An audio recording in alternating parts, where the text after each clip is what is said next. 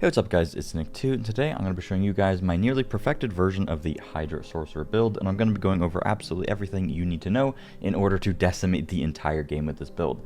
This build luckily has pretty much everything you could really want a build to have. Speed farming, check, you can just fly through, like even pit like 85 plus in literally under 2 minutes, which is pretty insane. Any form of T4 content, you just absolutely zip through. If you want to do high tiers of the pit, this build does crazy damage. It's Sorcerer's best build by far this season for just raw damage output. You can one-tap tormented bosses basically. The build is extremely tanky, so you don't have to worry about like randomly dying all the time.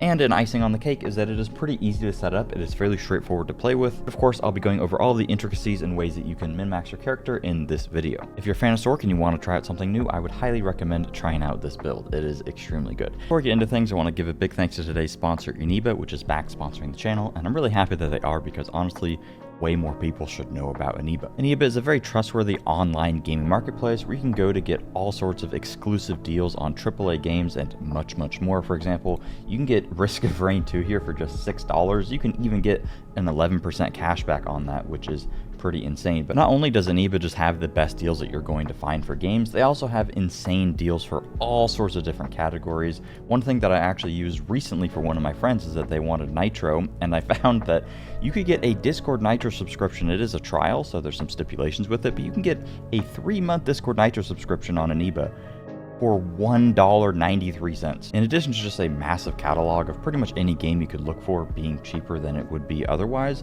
you can also get like game cards that are cheaper than they normally would be. You can get like Amazon gift cards, even Windows keys, and just all sorts of stuff.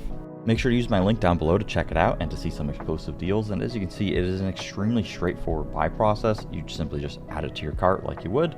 Very easy to use, and they have over 220,000 reviews on Trustpilot, which is insane. Personally, I've used it, very easy to use. I actually bought the Borderlands Pandora's box on here, and then the Steam sale happened literally the day after, so good timing on my part. But either way, very easy to use, trustworthy, everything is reasonably sourced. It's not like any scam crap going on. I highly recommend checking it out, and if you're interested, use the link down below in the description. Thanks to Eniba for sponsoring today's video. Alright, so let's just get right into it. Real quick, I want to mention that the entirety of the build is posted over on Mobalytics here, so even if you're at level 1 right now, you can pretty much just follow this. I have a level 1 to 60 version, an early endgame version, and then this is like a Torment 2 to Torment 4 kind of version. And then currently what I'm going to be showing you guys, which of course I've labeled as a nearly perfected version, is going to be just the mythic all-rounder build here.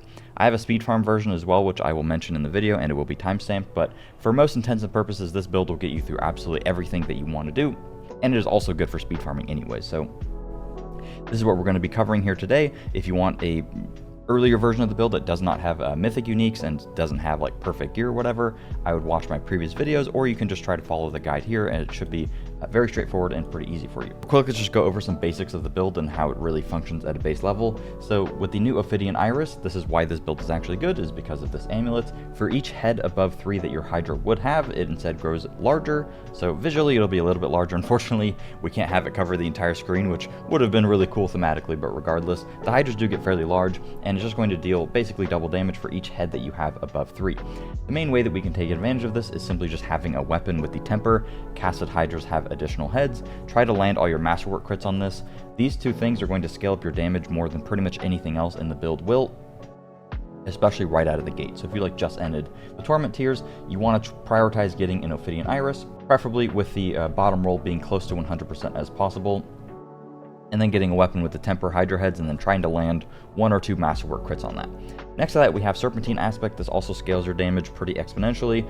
You just get a massive 3% increased damage per mana that you have when you summon your Hydra when it is on a 2-hander, and we'll talk about 2-hander versus 1-hand later. Currently I have 200 mana, usually I have about 230 with an elixir on. So with a perfect roll of Serpentine, that is a near 700% damage increase, which is insane. That's pretty much the core of the build. We're going to be taking advantage of the Essus Ferocity key passive in addition to the new invoked Hydra node for our Hydra to do direct crit damage. This is extremely easy to scale right out of the gate. Burn is an alternative setup that a lot of people are using in very high tiers of the pit, but even then it isn't necessarily proven to actually be better than direct damage, but also it is significantly worse for any sort of speed farming content, and it is much more gear reliant in my opinion. So for pretty much all intents and purposes, I would recommend just doing a crit version of the build. which is what I'm going to be showcasing today. The main downside of burn is simply that it just takes time to actually ramp up the damage over time effect, and when you're speed farming, which is 99% of Diablo 4 to be honest with you, you don't really want to be waiting for the damage over time. Anecdotally, I was playing with burn around like Paragon level 120 in like Torment 3 or Torment 4 or so, and I swapped over to direct damage just to test it out, and I was doing well over 4 times the damage with a more suboptimal setup. So of course that is just an early game anecdote, but I would 9 out of 10 times recommend just going pure direct damage. It also is just way more fun to play with in my opinion. The build actually scales itself extremely simply, but I'm going to go over everything. So first off, let's talk about skills. There's actually some amount of variation with this, and it's kind of up to preference, to be completely honest with you guys, but I'll go over how I have it set up. So personally, first off, we have ice shards. The reason for ice shards, and this is optional as well, is because of Hail of Verglass.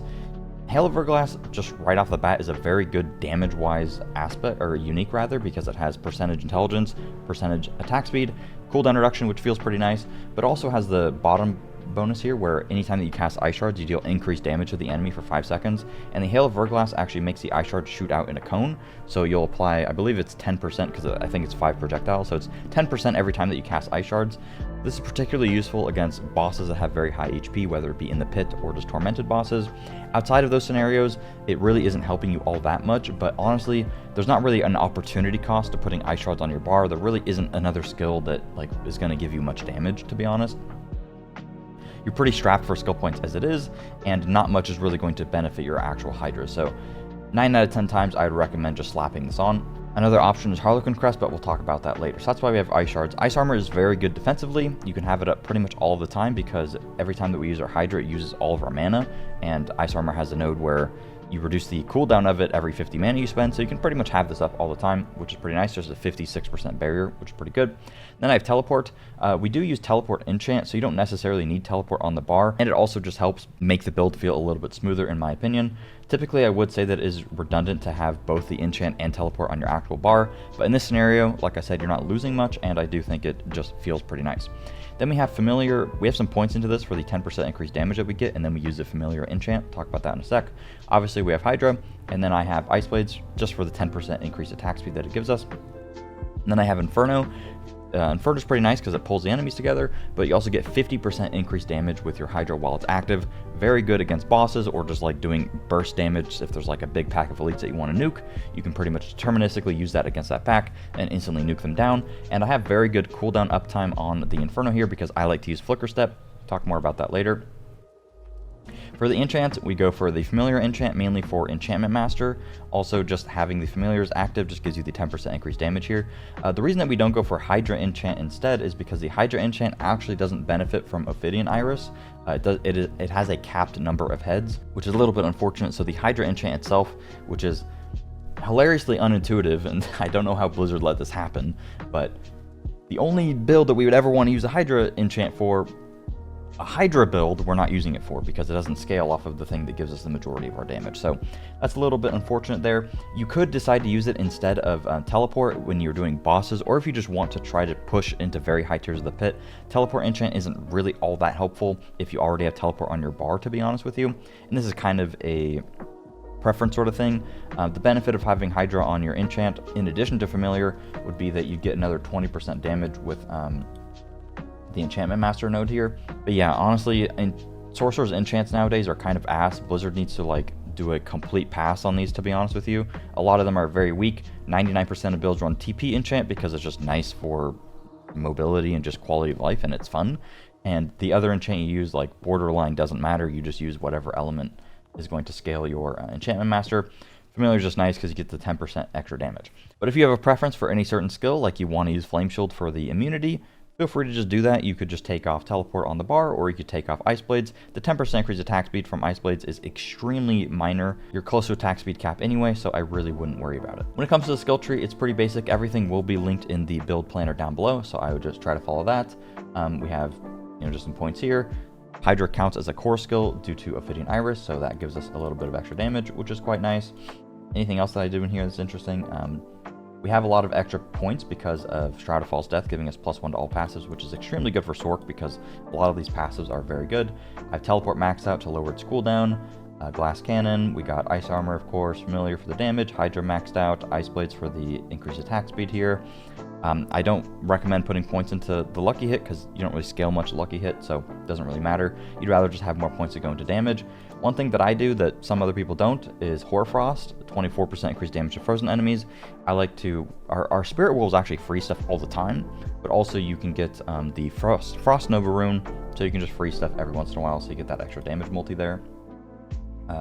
Just some generic damage multipliers. Primordial Binding is very important for us, and it's how we're getting a lot of our mana, and we have a lot of ranks to this from our Amulet mainly, and that is going to basically be at 10 stacks all the time and give us 200% increased summon damage, more movement speed, etc. I just had some extra points to put, so I put it into Fiery Surge and Soulfire just for a little bit of extra damage, but you could also move these points into Inferno to lower the cooldown on it.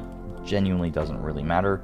Some people go all the way down here, which is an option, but then you have to go out of your way to kind of spawn crackling energies, and I don't really like that version of the build. I think it is a little bit less intuitive and honestly unnecessary. I would rather just put these points into Hoarfrost. Let's go over the gear. I'm just going to go over every single individual piece, and of course everything will be timestamped like it always is. So 9 out of 10 times, like I said, I would go for Hail of Verglass. The reason being is you just get so much raw damage from it, and honestly, Harlequin Crest isn't going to help you very much unless you have a nearly perfected kind of cooldown reduction oriented setup so that you can spam your evade a little bit faster. I'll talk more about that later. I'll have a speed farm section of the video, but 9 out of 10 times, just go for Hail of Verglass. Even if you're not wanting to press Ice Shards, the attack speed is just really good damage-wise.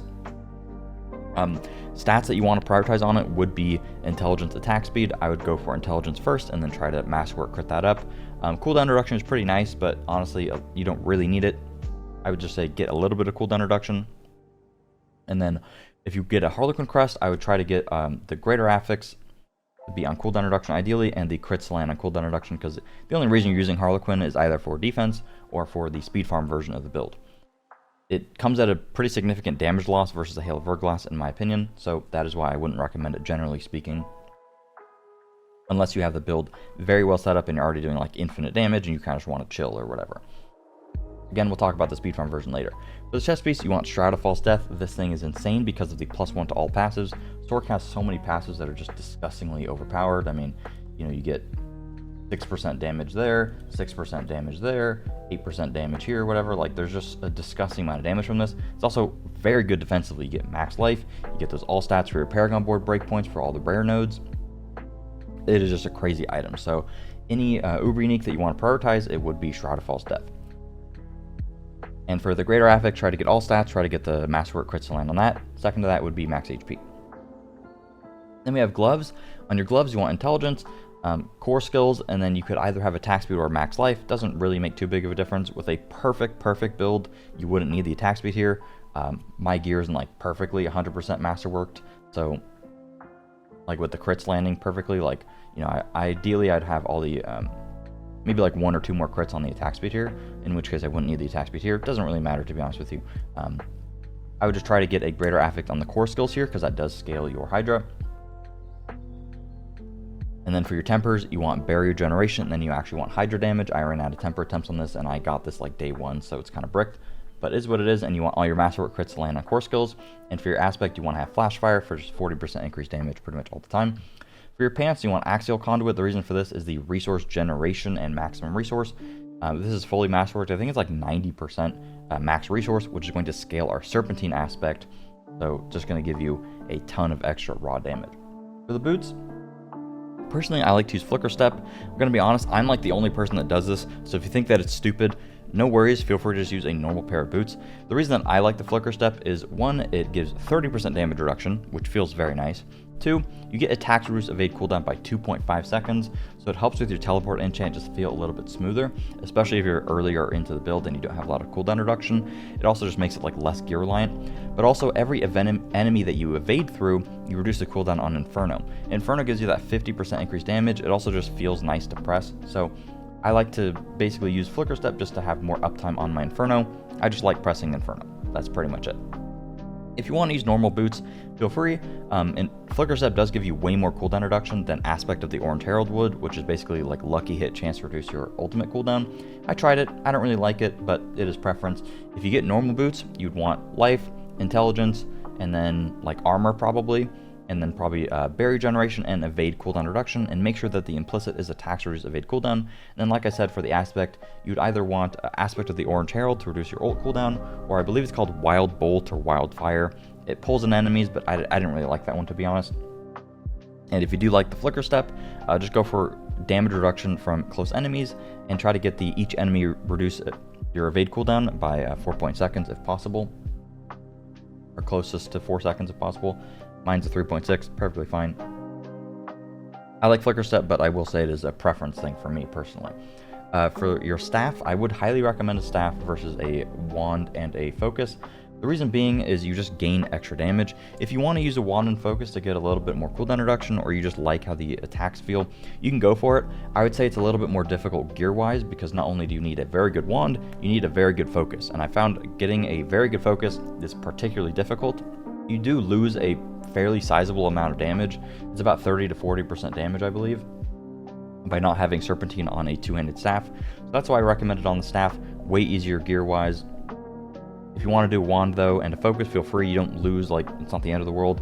But having the crits land on the Hydras have additional heads is particularly difficult because there's 5 stats, and that's going to net you the most damage. So if you have 2 weapons that you have to try to do that on, it's very intensive from a material perspective. It's annoying, and you're not gaining damage. You're really only, like, best case scenario, you're gaining a little bit of movement speed, which I'll talk about with the speed farming version of the build. But otherwise, just go for a staff. It'll make it much easier on you. Go for Intelligence Greater Affix is going to net you the most damage, and then we go for Max Life. And then I like to go for Lucky Hit, chance to restore primary resource. Just helps out a little bit, but you can go for damage like vulnerable damage or crit here as well. Not going to make a difference, to be honest. Go for Hydra head damage, and then of course the Hydras have extra heads, and if possible you'd want all the Masterwork crits to land on the Hydra heads. I had it land twice, that's perfectly fine for me. I'd have another 20% damage though if it landed on the, well, like 17% or something.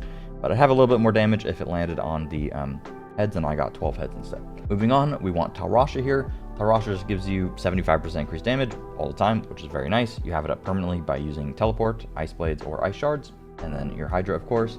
The only thing that really matters, I'd say, here is non-phys damage and cooldown reduction. Try to get cooldown reduction, I would say. Try to get all the crits to land on that. And then Ring of Starless Skies is very good. Mathed it out, you want core skills. I got pretty lucky with my Masterwork crits here. You want the GA to be core skills and then attack speed, and you want all of your Masterwork crits to land on the core skills as well. If you don't have Greater Affix attack speed on your Hail of Verglass, then you definitely want to make sure to get it on your Starless Skies, I must say. On the Ophidian Iris here, real quick, I wanted to show you guys something that I got, which is pretty insane. I'm probably going to sell it, to be honest, but also I didn't want people sounding off in the comments being really mad that I had this item. But I haven't masterworked this or even touched it, but I have a 4GA one that I'm pretty proud of. I killed the boss quite a many times to get this, but all the gameplay is with the one that I have equipped. And the only thing that I would say is super important is getting the 100% bonus on the bottom. And then you want the Greater Affix to land on Primordial Binding, because that just scales up how much damage you get with your summons and stuff. And try to get all the crits to land on that. Next to that, I would probably go for Intelligence, because you're already very close to attack speed cap. And then next to that, I would go for attack speed. Obviously, having one like I have here is going to net you a lot of extra damage. I'm probably going to sell this for a disgusting amount of money so that I can make some other builds. But getting the ranks of Primordial Binding is very important here. I had a comment asking, why don't you use Sidhe Bindings? I believe I actually have a pair. Here we go. Why don't you use Sidhe Bindings with Greater Affix Primordial Binding? I did the math, and Sidhe Bindings with Primordial Binding, Greater Affix, and all of the Masterwork crits landing on it is technically slightly less damage than a normal pair of gloves, but it's also significantly harder to get just from like an RNG perspective. You need to Masterwork crit it. You need to get the pair of gloves to begin with.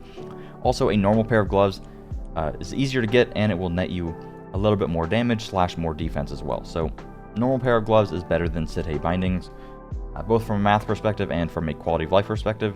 But if you get Sidhe Bindings and you want to use this or something for some reason very early on, it's an option. It is just slightly worse than normal gloves. All right, now let's talk about runes. I quite like using Nagu plus Se. This basically, as you can see, just by me standing here, it's going to infinitely spawn these Spirit Wolves, so that I basically am at 10 stacks of Primordial Binding at all times, which is very good for consistency. These guys also like attack and freeze enemies, which is pretty cool. But if you just pair Nagu with, what's it called? Cosmic Anomaly, you'll just have this up all the time. This is our main source of vulnerable application, which is why we use it. The next rune, I'm going to be honest with you, it kind of doesn't matter. You can use whatever you want. I like Igni Thul. Igni is very good. You just constantly store the offering, and it is pretty good. Proccing Frost Nova helps because we gain extra damage against frozen enemies. You also gain 15% increased damage because of Frost Nova. It does Mystical Frost Nova, which does this node right here, 15% increased damage. So it's just more damage all the time. It also helps just because freezing enemies is pretty nice, and I like it thematically. Other things you could use Ohm for Barbarian Warcry. You could use, there's one that reduces your ultimate cooldown, Zek. I use it, it has a cooldown on it, so it's like pretty weak to be honest with you, but that is an option. Or you can go for like a more defensive thing. Quacks is decent as well, but it maths out to be like about 20% damage or something. So basically the same thing as Thol, to be honest with you. If you want defense, you can do Challenging Shout. Like, honestly, you can do max HP. You can do basically anything that you want. Dark Shroud is pretty good defensively as well. I just like the Frost Nova. Do whatever you want. Igni is probably your best bet there. Pock is also good. It's like anytime you spend max resource.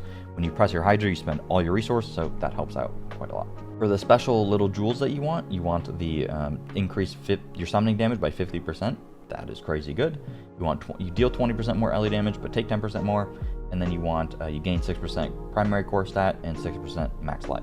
This one's a little bit weaker, so I'd prioritize getting the summon one, and then this one, and then this one. This one does have the little benefit of like spawning mobs sometimes that you can then kill when you're fighting a boss, so that you get the extra 50% summon damage through here. When it comes to the actual Horadric Powers, these are really not all that impactful, to be honest with you guys, and you can kind of use whatever you want if there's something that you're very preference towards. Cosmic Anomaly, I think, is the overall most consistent actual proc of this, and then you of course want to use Smoldering Ember just for the additional fire damage here. But for the actual things that you're using, I'd say like Bloody Charm is good just because it's going to proc executes on mobs. If you're fighting mobs with a lot of HP, it's pretty good. If you're speed farming, Floaty Bubble is extremely good. It basically just gives you another teleport. Reactive Ooze is nice to help with your mana, which we'll talk about in a second. And then Bottled Wind is good to just maintain 100% barrier all the time. So anytime you proc it, you can see I basically go up to 100% barrier, which is pretty nice. You have very good barrier already with Ice Armor, so I would say this is a little bit redundant, to be honest. Another thing you can do is getting rid of the damage reduction aura from mobs with Fractured Core, but this makes you take way more damage. I found that I was just like dying when I was using this, so I didn't really like it, especially if you're like speed farming pits. It's kind of unnecessary. If you want Unstoppable, you could use Tranquil Stone, but I don't really get CC'd, so that's not an issue for me. To be honest with you, almost everything else kind of sucks, so it doesn't really matter. This is what I'd recommend almost all the time. And then if you're speed farming, I would simply just swap out Bottled Wind for Floaty Bubble here. One thing I briefly want to talk about is mana and how you can kind of play around it. So obviously when you use your Hydra, you're going to use all of your mana, but you can see that I basically get my mana back instantly. The reason for this is mainly actually going to be Primordial Binding. You can see I have 10 ranks of it, so I get 400% increased mana regen anytime that I basically just have my wolves out, which is literally permanently. So I can just press my Hydra here, and I basically get the mana back in here instantly. If I get a lucky hit proc via this, I'm going to instantly fill up my mana. But when you're playing the game, you don't want to just be spamming your Hydra back to back. There's no reason to do this. You can only have 2 Hydras out at a given time anyways, so the only reason you want to do that is just while moving. But basically while moving, what you want to do is you just put down a Hydra, wait for it to come back, put down a Hydra, wait for it to come back, and you honestly don't have to wait that long. It's like, what, a second and a half or something. There isn't really any other good way to kind of get all your mana back instantly, and just waiting half of a second is really all you need to do to kind of maximize your damage. And yeah, I would say that's pretty much it. I will say, when you're fighting bosses, you do want to kind of re-proc your Hydra sometimes, because I believe there's some damage multipliers that they do not like retroactively gain. They may snapshot in some way, so it is useful to kind of like when you first enter a boss fight, or like fighting mobs for example, put down the 2 Hydras, then kind of use all your other spells, like your ult, your teleport, whatever, just to kind of get all your damage buffs rolling. Then once you have all your damage buffs, then you have more mana, then I'd put down 2 more Hydras. And then in between your Hydras, I would use your Ice Shards, just kind of gain the stacking damage buff of your Hail of Verglass. I would not recommend spamming the Hydra. This is the single biggest thing that people do that is just a huge L. You're just nerfing your damage for no reason, because if you don't have full mana when you're casting the Hydra, you're not going to gain the extra damage from Serpentine. But also, if I spawn a new Hydra, there's like a second and a half or so, I'd say about half a second, maybe close to a second, of my Hydras not doing damage because I'm canceling my old one and then resummoning another one. And then there's like the time it takes for the projectiles to travel, etc. So I would say just go out of your way to kind of play a little bit more patiently. It's a little annoying sometimes, but That about covers most of it. Here's a Paragon board. It might be slightly different in the description, so if it is, or in the build planner rather, if it is, don't worry, just follow the build planner. This is what I have currently. Honestly, Paragon boards are pretty cut and dry nowadays. I have Tactician Glyph in the first slot for just damage to leads, extra damage, and also for the 15% increased damage after casting a defensive skill. And that's why it is nice to have Ice Armor and Teleport on the bar, because these both count as defensive skills. And you want to be pressing your Ice Armor about every 6 seconds. So sometimes if you don't have a Teleport on the bar, you don't gain access to this damage buff at 100% uptime. Next board, I just have Flame Feeder. This one is pretty weak. Honestly, you could swap it with Conjure if you want. They math out to be about the same thing. I just leveled Flame Feeder first, but it doesn't really matter, to be honest. And Flame Feeder requires less points actually being put into it. Just increased damage against burning enemies, and enemies are actually burning because we have the familiar enchant spawning them, and they are going to apply burn. The Enchantment Master board, which is just 40% increased damage, and then we have Searing Heat to give us increased crit damage and crit chance, which is quite nice. Then I have the Destruction Glyph, maxed out, a lot of extra nodes here because crit damage is quite good for us. And then I have Fundamental Release, just extra damage basically. Eliminator Glyph is nice because it is going to buff any int node that I put here. So when this is fully maxed out, I'm just going to have way more int nodes. And then we have Frigid Fate for 60% increased damage against vulnerable enemies. This gets capped out completely by just like one of these non-fizz nodes basically. And then I have Pyromaniac here for 15 or 18% increased damage. Very, very good, and it also buffs these nodes, which is quite nice. I forgot to mention the speed farming version of the build. So the main difference between that version and my current version is you want a Harlequin Crest with as much cooldown reduction as humanly possible. You use a normal pair of boots so that you can get evade cooldown reduction, and then ideally you would use a focus with as much cooldown reduction as possible. I don't have the setup like min-max currently to actually have it work, but the purpose of this is right now if I attack, it takes me 2 attacks to get my evade back. But if I had perfect cooldown reduction through my Harlequin, through my offhand, and through my boots being perfectly masterworked, it would only be 1 attack for me to get my teleport back. So then you could basically teleport, you could Hydra once, teleport, Hydra once, teleport, Hydra once, teleport. So you can just speed farm a little bit faster. But right now, because I don't reach that breakpoint, it's going to take me 2 Hydras to get my teleport back anyways right now. So it almost makes no difference for me. So personally, if I were to try to like speed farm right now, I would just put on my Harlequin Crest because I don't need the extra damage, and I would just play with that, and it basically makes no difference. It's a little bit scuffed right now because I don't have the runes in my Harlequin Crest, so I'll need to do that, but that's basically the only difference. And then I also would put a Floaty Bubble in instead of Bottled Wind. That's basically it. The problem with this setup is that you need, like I said, basically perfect gear in order to actually have enough cooldown reduction for you to do 1 attack and then being able to evade. The main thing bottlenecking me is having a greater affix Harlequin. I did get all the crits to land on this, but if it had a greater affix, it'd be 60% cooldown reduction, right? And then I just don't want to bother having like a good wand and good offhand swap. It's kind of annoying to do that. You'd probably be able to do it perfectly. You'd probably reach your breakpoint with a perfect Harlequin Crest, and then boots with evade cooldown reduction, masterworked up to like 30% or so, and then like a perfect masterwork Talrasha. That would probably be enough, but currently I don't have that breakpoint. It's not that big of a deal. It's just slightly slower for speed farming, but you have Floaty Bubble, you have the teleport manually on the bar, and you also have the teleport enchant. So you have more than enough access to teleports, and like I said, the opportunity cost of actually putting teleport on your bar is basically 0 because there's not really much else you can put on the bar that's going to net you more damage, in my opinion.